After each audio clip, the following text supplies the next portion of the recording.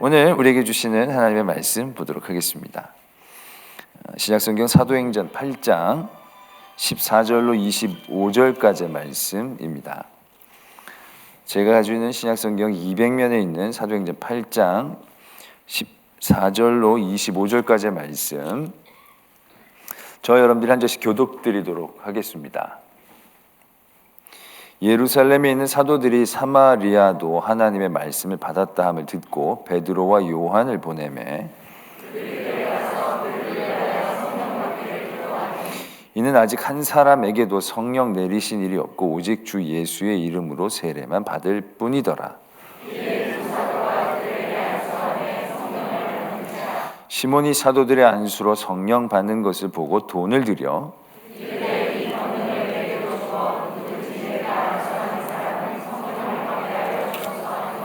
베드로가 이르되 내가 하나님의 선물을 돈 주고 살 줄로 생각하였으니 내 은과 내가 함께 망할지어다.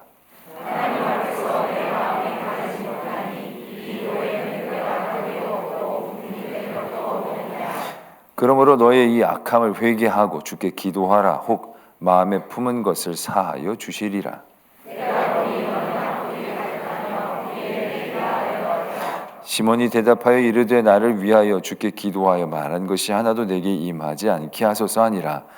두 사도가 주의 말씀을 증언하여 말한 후 예루살렘으로 돌아갈새 사마리아 내 여러 마을에서 복음을 전하니라. 아멘. 예루살렘 초대 교회가 첫 핍박을 받고 성도들이 흩어지게 됩니다. 흩어지는 가운데 그냥 흩어지며 도망친 것만이 아니라 오히려 그 일들을 인하여서 복음이 전해지는 역사들이 이어지고 있는 것을 발견하게 됩니다. 그 중에 먼저 사마리아 지역으로 이 빌립 집사님이 도망을 갔는데, 도망을 간 게 아니라 어떻게 보면 선교를 지금 하러 간 것입니다. 그곳에서 하나님의 말씀을 선포하게 되었고 많은 사람들이 예수 그리스도를 믿고 세례를 받게 되었다라는 것입니다. 그런데 이 말씀 가운데에서 오늘 우리가 읽은 말씀은 그 사마리아 지역에 하나님의 말씀이 선포가 되고 세례를 받게 되었는데 성령을 받은 사람은 없었다라는 것입니다. 그래서 베드로와 요한이 예루살렘으로부터 사마리아에도 말씀을 받고 세례를 받게 되었다라는 얘기를 듣고 파견이 이제 나오게 되시는 거죠. 그리고 베드로와 요한이 봤더니 정말로 성령을 받은 사람이 없었다는 거예요. 그래서 거기에서 베드로와 요한이 기도할 때에 성령 받기를 기도할 때 성령이 내리시는 그런 사건들이 이루어지는 것을 보게 됩니다. 어떻게 보면 이 사마리아의 사건은 전형적인 사건이 아닙니다. 어떻게 보면 그 이전에도 세례와 동시에 성령이 임했고 세례가 임하기 전에 성령이 임하는 경우도 많았습니다. 뒤에 고넬료도 그랬고요. 예루살렘 초대교회도 세례 이전에 여러 가지 성령의 역사들이 나타났다는 거죠. 근데 이 유독 이 사마리아의 케이스가 어떻게 보면 더 특별한 케이스라고 얘기할 수 있겠죠. 예수 그리스도를 믿었어요. 믿고 세례를 받았는데 아직까지 그 성령이 임하시지 않았다는 거예요. 이 사도행전은 성령의 행전인데 그 성령의 행전이 아직 일어나지 않고 있었다는 얘기죠. 그냥 예수 그리스도의 말씀만 듣고 빌립이 전한 말씀만 듣고 그들이 감동을 받아서 또 여러 가지 표적과 능력을 바라보면서 그냥 예수 그리스도를 믿게 되어진 상황이다라는 얘기죠. 이 틀이 왜 여기서 이렇게 되었는지 정확하게 여기서 언급은 없지만 그 당시 사마리아와 유대인들의 관계로 우리가 미뤄본다고 한다면 만약에 빌립이 가서 말씀을 전하고 그때 성령이 임해서 그 역사들이 일어났다고 한다면 유대 사람들은 오히려 그런 일들에 대해서 경계하기 쉬웠을 것이다 라고 추측들을 합니다. 왜냐하면 워낙 사마리아 사람들을 싫어했으니까요. 워낙 거리를 두었으니까요. 그들이 임했다는 것 자체도 별로 신뢰하지 않을 수 있었다는 얘기죠. 더군다나 이 빌립도 정통적인 유대인, 히브리파 유대인이라기보다는 헬라파 유대인에 가까웠기 때문에 이 사마리아의 복음이 전해졌다는 일들이 예루살렘 교회에서 확 다가오기 쉽지 않았을 것이다라는 얘기죠. 그래서 하나님께서는 베드로와 요한을 보내셔서 베드로와 요한이 간구해서 그 간구를 통해 그곳에 성령이 임하게 하셨다는 얘기죠. 그 일들을 통해서 예루살렘 교회가 사마리아를 더욱더 품을 수 있는 계기가 되어졌다는 것이죠. 왜냐하면 그 성령이 다른 엉뚱한 데서 온 게 아니잖아요. 베드로와 요한이 가서 거기서 그들의 성령을 구했을 때 성령이 그들에게 임했기 때문에 이건 그냥 우연이나 어쩐 일이 아니라 명백한 하나님의 계획이었고, 하나님이 그들도 하나님의 성도로 부르시는 그런 역사를 베드로와 요한이 기도해서 내려왔지만 베드로와 요한의 눈으로 그걸 보게 하시는 그러한 배려가 아니었는가라는 그러한 추측들을 해보게 되는 대목입니다. 상당히 일리가 있는 그런 말씀이다라고 생각을 하고요. 이러한 일들을 통해서 하나님의 복음에 전하는 여러 가지 사역들의 방법들 중에 얼마나 하나님이 세심하게 그 민족과 그 상황에 맞춰서 하나님의 부요하심으로 복음이 전하여지고 성령이 내려지게 되는지, 그걸 우리는 깨닫게 되어지는 거죠. 어떤 분들은 이걸 놓고 세례와 성령 세례를 분리하기도 합니다. 근데 이건 어떠한 절차적인 어떠한 분명한 명시라기보다는 하나님께서 그곳에 복음을 전하시고 그곳에 온전한 믿음의 형제들과의 관계들을 만들어내시기 위해서 하나님께서 주시는 이 사마리아 지역을 위한 특별한 배려, 그런 배려가 솔직히 우리 모두에게도 지금도 유효한 거죠. 어떤 사람에게는 이러한 방법으로, 저런 사람에게는 저런 방법으로, 그 사람에 맞는 어떠한 믿음과 복음에 전하는 방법들로 인하여 하나님의 일들이 일어나고 있는 것을 지금도 우리는 발견하게 되는 거죠. 어떤 분들은 뭐 억지로 끌려와서 예수님을 믿는 분들도 있고, 억지로 끌려와서는 안 되는 분들은 또 하나님께서 그의 마음 가운데 직접적으로 개입해서 감동을 주셔서 믿게 하시고, 하나님의 경우의 수는 참으로 많다라는 것을 깨닫게 됩니다. 내가 했던 방법, 내가 경험했던 방법만이 옳은 게 아니고 하나님은 하나님의 부요하심으로 하나님의 일들을 계획하시고 이루시는 것에 대해서 우리가 마음이 열려져야 하는 것을 다시 한번 깨닫게 되는 것이죠. 사도행전에서 보면 그러한 모습들이 적지 않게 나타나게 됩니다. 굉장히 다양한 방법으로, 때로는 강권적으로 자연스럽게 흘러가듯이 그런 모든 일들을 통하여 하나님은 다 하나님의 일들 가운데 사용하고 계심을 오늘 우리는 보게 되어진다는 거죠. 그러면서 오늘 말씀 가운데 이 시몬이라는 사람이 등장을 하게 됩니다. 이 시몬이라는 사람은 오늘 있지는 않지만 이 이전부터 등장했던 사람입니다. 이 사람은 사마리아에 있었던 사람인데 마술을 행하여 사마리아 사람들을 놀라게 하고 자칭 큰 자라고 하고 낮은 사람부터 높은 사람까지 다 따르게 했던 사람입니다. 그러니까 어떻게 보면 이 사마리아 지역에 이미 유력한 사람인 거죠. 근데 그 시몬이 빌립이 예수 그리스도의 말씀을 전할 때에 믿었다는 거예요. 그리고 그도 세례를 받고 전심으로 빌립을 따라다녔다라고 13절에 적혀져 있습니다. 시몬은 이런 사람이에요. 어떻게 보면 꽤 괜찮은 사람인 거예요. 뒤에 사도 바울과 바나바가 처음으로 선교를 떠나게 됐을 때 구브로 땅에 갑니다.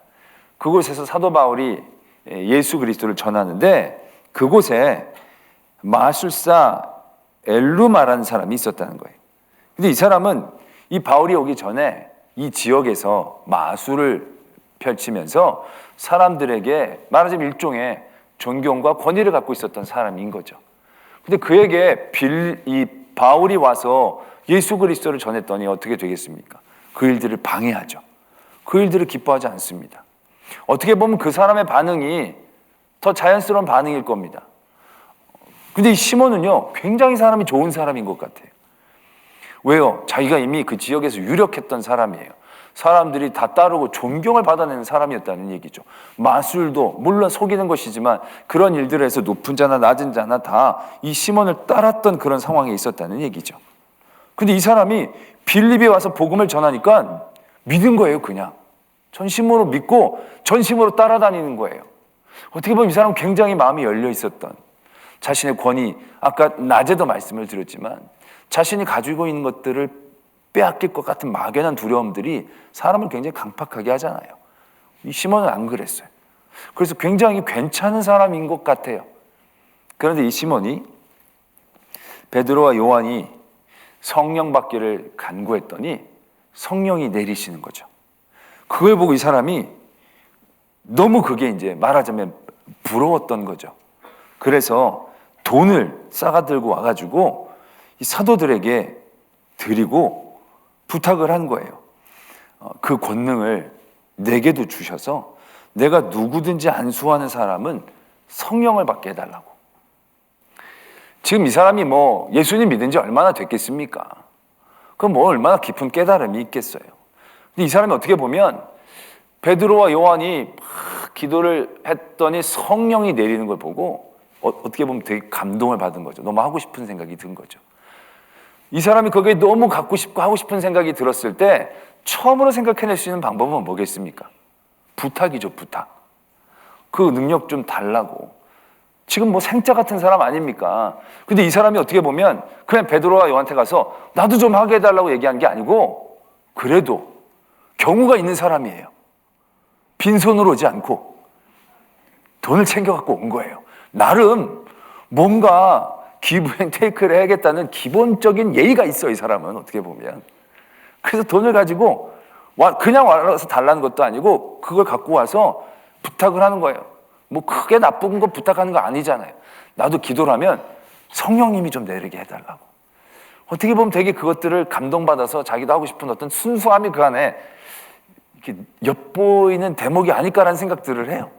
뭐 단순 생각으로 꿍꿍이를 갖고 있는 것도 아니고 그냥 정말 그게 하고 싶으니까, 나도 그러고 싶으니까. 그러니까 그냥 뒤로 무슨 속이는 것도 아니고 티내는 것도 아니고 척하는 것도 아니고 그냥 돈 싸들고 와가지고, 어떻게 보면 이 시몬이라니 가장 전심과 진심을 나타낼 수 있는 방법은 그것일 수도 있으니까 갖고 와서 그 능력 내게 좀 달라고 이렇게 부탁을 하는 거예요. 그게 그렇게 나쁜 짓일까요? 그게 그렇게 죽을 만한 일일까요? 우리가 비슷한 상황 또 하나를 이전에 발견할 수 있죠.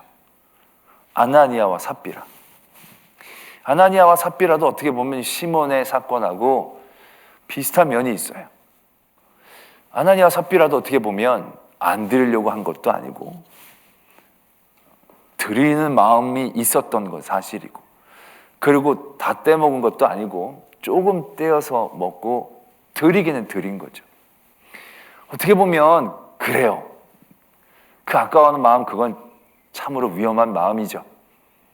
그러나 그렇다고 부부가 다 죽을 만한 일일까? 라는 생각들을 하게도 돼요. 그래도 안 드린 것보단 낫지 않은가? 그거 드린 것 좀 정상 참작을 해주셔야 되지 않은가? 라는 생각들을 하게 되는 대목이에요. 근데 오늘도 이 시몬에게 베드로가 뭐라고 얘기하느냐 하면, 네가 하나님의 선물을 돈 주고 살 줄로 생각하였으니 내 은과 함께 네가 망할지어다 라고 얘기하고 계신다는 거예요. 하나님 앞에서 내 마음이 바르지 못하니 이 도에서 네가 관계도 없고 분기될 것도 없다라는 것입니다. 굉장히 강하게 얘기하고 계시는 거예요. 네가 지금 하나님의 선물을 돈 주고 정신 차려, 뭐 이 정도도 아니라 내 은으로 네가 망할지어다. 이 망한다라는 것의 의미는요, 굉장히 종말론적 의미를 갖고 있는 거예요. 그게 뭐 잘못해서 벌받아가 아니라 그냥 그의 인생이 깡그리 부정되어지고 그 인생이 깡그리 말하자면 악한 것들로 치부되어지는 그러한 상황 가운데에 선고를 받게 되는 거예요. 시몬이 빌립의 말씀을 듣고 자기 권위, 자기 여러 기득권들이 있었는데 다 내려놓고 전심으로 빌립을 따랐어요. 이 사람이 믿으면 얼마나 믿었고 들으면 얼마나 들었겠어요. 이 사람이 온전히 깨닫는 그런 시간적인 여유가 과연 충분했을까? 동정하게 되는 거예요. 그런데 그럼에도 불구하고 베드로가, 시몬아, 이게 아니야. 넌 방법이 잘못됐어. 이러면 안 되는 거야. 뭐 이렇게 타이르는 정도도 아니고요. 바로 선고를 해버리는 거예요. 너는 망하는 거야. 너는 끝장이야. 라고 얘기하고 계신다는 거죠. 과연 이 시몬의 이 모습이 이렇게까지 무서운 일이 되는가? 라는 생각들을 해보게 되는 것이죠. 그러면서 아나니아와 삽비라의 일들을 같이 연결해서 우리는 생각해 보게 됩니다. 어떻게 보면 초대교회 내부에서 일어났던 가장 큰 문제 두 가지 중 하나일 것입니다. 아나니아와 삽비라, 이 시몬. 이 시몬도 예수 그리스도의 세례를 받았으니 교회 공동체 안에 들어온 거거든요. 그 안에 굉장히 일어났던 악한 일 두 가지, 그 두 가지가 바로 이 일들이 되는 것이겠죠. 어떻게 보면 정상 참작도 해줄 수 있는 부분이 있는 것 같기도 하고, 좀 어떻게 보면 동정심이 생길 만한 그러한 여지가 있는 사건입니다. 아나니아와 삽비라도 그렇고 이 시몬도 그렇고. 그런데 이 두 사건에 대한 초대교회 하나님의 반응은 굉장히 무섭도록 철저하고 굉장히 분명하다라는 것을 우리는 보게 되어진다는 얘기죠. 아나니아와 삽비라도 성령을 속였느냐? 솔직히 아나니아와 삽비라가 다 팔고 난 다음에 헌금을 하려다가 이게 좀 많다, 아깝다, 그렇게 생각하면서 떼어냈겠지. 여보, 우리 성령을 속입시다. 이거 성령도 모르실 거예요. 떼먹은 거 누가 알겠어요? 성령을 속일 작정으로 속였겠습니까? 아나니아와 삽비라가 그냥 내려다가 뭐 다 낼 필요가 있을까? 이렇게 아까워하는 마음, 그 마음이겠지. 굳이 하나님을 속이려고 막 대놓고 그런 건 아니었지 않겠습니까? 시몬도 그 능력을 보고 너무 그 능력을 사모해서 그 능력을 어떻게 해서라도 좀 얻고 싶어서 돈을 좀 싸들고 와서라도 좀 하고 싶은, 어떻게 보면 무식하지만 어떻게 보면 순수하기도 한 그런 면이 있지 않겠습니까? 그 시몬이 이거 하나님의 선물, 이거 돈 주고 좀 사야겠네, 돈이면 다 돼, 그런 마음을 가지고 돈을 싸들고 제자들에게 찾아간 건 아니었을 것입니다. 그런데 그들의 인간적인 마음들이 굉장히 영적인 상황들로 해석이 되어지면서 무서운 사건으로 바뀌고 있다는 것에 대해서 우리가 바라볼 수 있어야 한다는 것입니다. 상당히 인간적이고 어떻게 보면 그럴 수도 있겠다라고 했던 그 자리가 절대 그래서는 안 되는 자리, 그 자리가 정말로 치명적이고 무서운 자리라는 것을 깨닫는 자리가 되어진다는 것을 우리는 발견하게 된다는 것이죠. 이 바깥에 얼마나 많은 악한 것들이 있었겠습니까? 근데 그런 모든 것들에 대해서는 이렇게 민감하게 반응하지 않았다는 거죠. 그런데 이 아나니아와 삽비라와 시몬의 이 일들에 대해서는 굉장히 민감하고 분명하고 압도적인 반응들을 하고 계신다는 거죠. 굉장히 육적인 일이었는데 영적인 도전으로 받아들이고 있다라는 것에 우리는 주목해야 한다는 것입니다. 우리들이 지금 시몬처럼 하나님의 능력을 돈으로 살려고 하는 시도를 하지는 않습니다. 근데 우리도 보면 지금 이 베드로가 이 시몬을 정죄할 때 얘기하는 이것에서 그렇게 자유롭다라고 얘기하기는 어려워요. 왜냐하면 하나님의 선물을 돈 주고 살 줄로 생각했다, 이 대목인 거예요. 그러니까 하나님의 선물을 돈으로 어떤 값을 치르면서 세상적인 가치로 그것을 환원하고 싶어하는 욕망들이 그 안에 있었다는 얘기예요. 이 돈 주고 살 게 아니고 돈으로 가치를 매길 수 없는 건데, 그걸 돈 주고 돈의 가치로 뭔가 환산해서 생각하고 싶어하는 마음들이 그 안에 있었다는 얘기죠. 그러한 마음이 지금 베드로에게 큰 정죄를 당하는 마음이라고 한다면 지금 우리들에게 과연 그러한 기준과 마음들은 없느냐라는 얘기죠. 우리가 돈 주고 능력을 살려는 어리석은 생각은 안 하지만 그건 어리석은 줄 아니까요. 그런데 우리의 모든 삶의 자리에서 하나님의 은혜를 세상적인 가치로 치부하며 생각하는 경우들이 과연 없느냐는 얘기죠. 하나님의 은혜를 값으로 생각하고 하나님의 은혜를 값으로 요구할 때 과연 우리에게 없느냐라는 것이죠. 하나님의 은혜가 크기가 있을까요? 제가 어떤 목사님하고 같이 있는데 그 목사님은 교회가 수만 명 되는 교회를 목회하시는 분이에요. 나는 우리 교회를 목회를 하고, 그러면 이분에게 주시는 하나님의 은혜는 저의 은혜 몇 배가 되는 은혜일까요? 아니죠. 아니라고 다 얘기하실 거예요. 근데 정말로 여러분들 그렇게 생각하세요?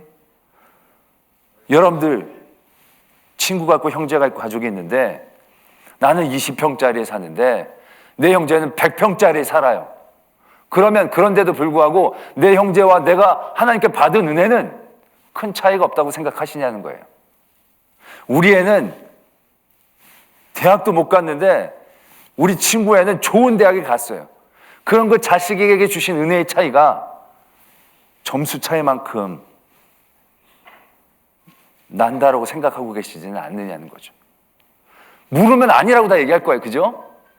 아유, 안 그렇습니다. 하나님의 은혜는 모든 은혜가 풍성하고 똑같습니다. 값으로 치부할 수 없습니다.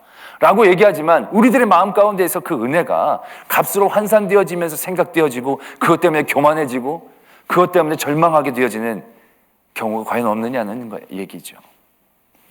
우리는 아니라고 얘기하면서 암암리에 우리 안에 여러 가지 세상적인 가치관 끝 가운데 물들어 있는 시몬, 솔직히 시몬도 그렇게 여태까지 살아왔거든요. 모든 일들을 돈으로 받고 해결하고 그러한 가치관 가운데 살았던 이 시몬이 그 하나님의 일들을 만나면서 그 일들을 어떻게 해결하다 보니까 이 물질적인 가치관이 다시 튀어나올 수밖에 없었던 거죠. 그때 베드로가 그 분명히 얘기하는 거예요. 넌 하나님의 선물을 돈으로 살 수 있을 거라고 생각하느냐? 하나님의 은혜를 돈으로 환산할 수 있을 거라고 생각하느냐?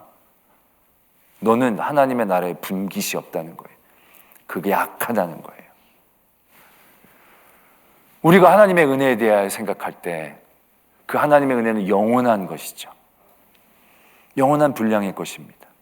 그건 누구와 비교할 수 있는 것도 아니고 뺏을 수 있는 것도 아니에요.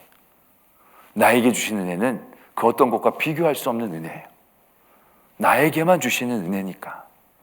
내게만 주신 예수 그리스도의 그 생명이니까. 그리고 우리에게 주신 모든 은혜는 그리스도의 몸값으로 주어진 것이기 때문에. 그 다음에 세상에서 보이는 약간의 차이는 있지만 그 은혜가 갖고 있는 가치는 우리가 셀 수 없는 은혜인 것이죠.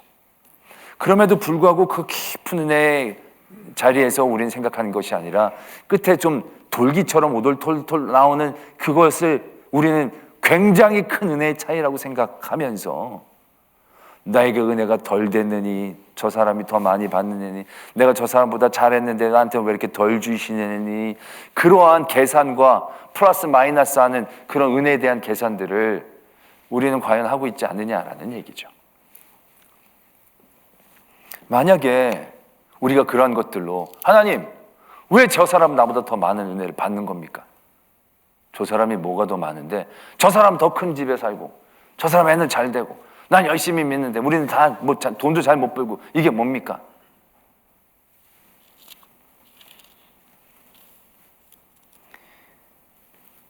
네가 하나님의 선물을 돈 주고 살 줄로 생각하였느냐? 네 은과 함께 네가 망해라 라고 말씀하고 계실 수도 있다라는 얘기예요. 굉장히 인간적이고 육적인 생각, 자연적인 것들이라고 생각하지만 영적이다라는 얘기예요. 우리는 어떻게 보면 큰 죄에 대해서는 경계심이 있어요. 그런데 작은 죄에 대해서는 경계심이 없을 때가 많아요. 근데 이 작은 죄가 아니거든요. 왜냐? 죄는 크기가 없어요. 죄는 다 똑같이 치명적인 거예요. 근데 우리가 그 죄조차도 세상적인 기준으로 대하기 시작하는 거예요.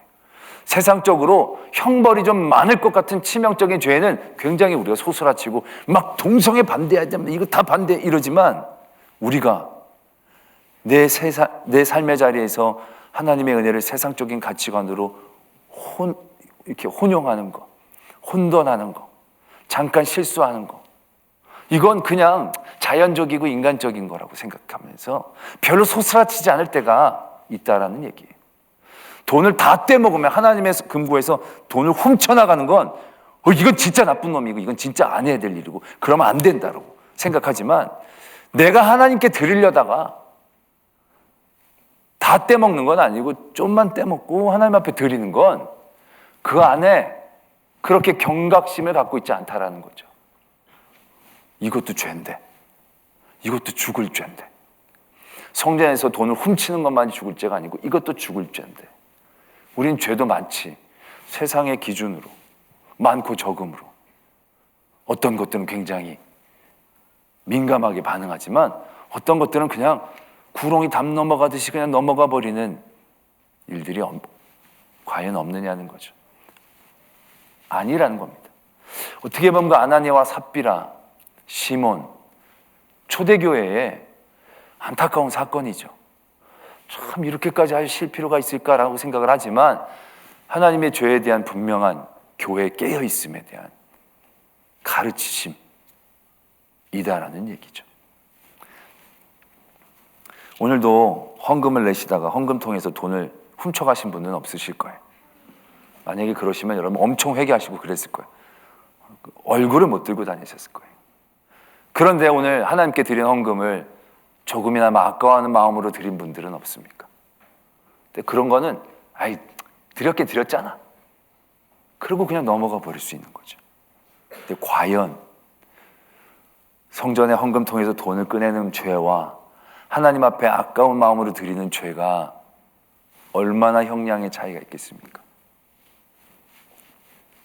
다 죽을 죄일 뿐입니다. 그렇다면 우리는 어떤 것에 더 경각심을 갖고 깨어 있어야겠습니까? 남들이 다 죄라고 얘기하는 건 우리가 별로 신경 안 써도 돼. 왜? 우리 마음이 그것들을 알고 양심이 그것들을 붙잡으니까. 그런데 남들이 죄가 아니라고 얘기하는 죄에 대해서 우리는 깨어 있어야 된다는 거죠. 세상 사람들이 그 정도는 다 괜찮아라고 얘기하는 그 죄에 대해서 우리는 더 민감하게 반응할 수 있어야 된다는 것입니다. 이 정도는 괜찮아라는 것에 대해서 우리는 다시 한번 깨닫고 기도해야 한다는 것이죠. 우리의 고민들이 과연 우리 삶의 자리에서 일어나는 많은 유혹들과 미혹들에 대해서 얼마나 깨어 있느냐, 그 죄에 대해 얼마나 민감한가, 거기에 우리의 도전이 있어야 한다라는 것입니다. 오늘 이 시몬, 그가 저질렀던 일들에 비해서는 너무나도 가혹한 그러한 정죄를 받는 것 같습니다. 분깃이 없다.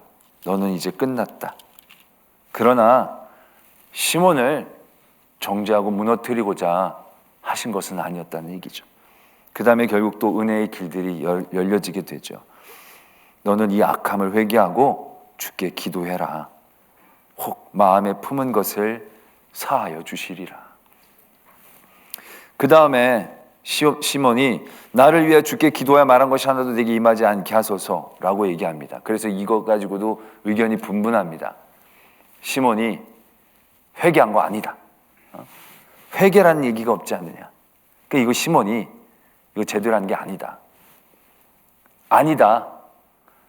하나님은 시몬을 멸망시키고자 하신 게 아니고 그로 구원코자 하심이었다라는 거죠. 그러니까 이 일들에 대해서 시몬이 용서를 받지 못했다, 안 됐다라는 것이 중요한 게 아니고 결국 그러한 대단히 작은 거였지만 엄청난 전죄를 받는 그 상황에 대해서 우리가 늘 깨어있기를 도전하는 그 말씀으로, 그래서 이 시몬도 그것을 깨닫고 돌아온 줄로 믿는 그러한 해석들도 있습니다. 저는 후자이길 바랍니다. 후자일 줄로 믿습니다. 하나님은 멸망코자 하심이 아니라 살리고자 하심이니까. 우리의 모든 삶의 자리에서도요, 그러한 깨어있음이 늘 있기를 원합니다. 남들이 다 죄인 줄 아는 걸 막 혼낼 필요 없습니다. 스스로도 너무 잘 아니까요. 근데 죄가 죄인 줄 모르고 저지르는 것에 대해서는 굉장히 강하게 얘기해 줄 수 있어야 합니다. 내 자신에게 있어서. 그걸 깨닫지 못한다면 그 일들에 대하여 부탁해야 합니다. 그런 일들에 대해 주변에 있는 분들에게라도 그런 부분에 대해서 나에게 가르치고 얘기해 달라고. 또 그런 부분에 대해서 기도해야 합니다. 그런 작은 죄를 경홀히 여기지 않게 하고 그런 모든 작은 죄에 내가 맞서 설 수 있도록. 당연히 오고 가는 것들을 그대로 두면 그게 상습이 됩니다. 그럼 그것이 나를 주장하는 죄가 되는 거죠. 작은 것도 작게 여기지 마시고 죄에 대해서는 민감하게 깨워 맞서 설 수 있는 저와 여러분들이 되어지기를 소망합니다.